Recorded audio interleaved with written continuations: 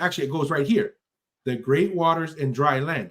Then on the third one, it becomes sea, earth, and waters. So this is where it gets interesting.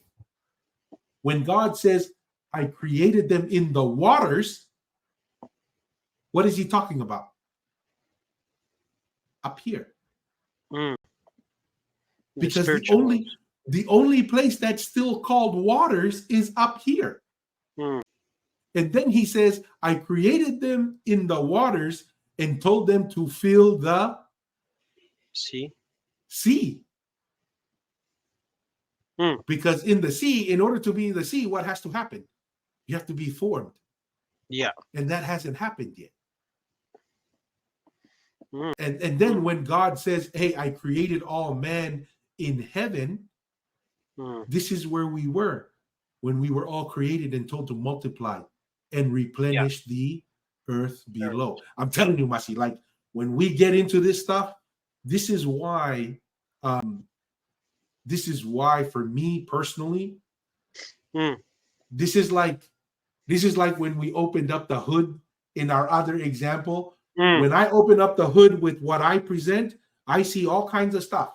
And then when I ask someone else, why do you believe in that version of the creation account? And they show it to me, I see something, but I see a squirrel in a wheel. And I'm like, I know mine is unorthodox, but I can't deny what I see. I see something totally different under this hood versus that hood. And it changes the way I see the entire gospel of Jesus Christ. It changes the way I see the fall. And because it changes the way I see the fall, it changes the reason why we're here on earth. It makes the atonement even more magnificent. And that's why I'm very passionate about it. That's why I spend so much time and energy on it. Last word for you, Masi, and then we'll close it out.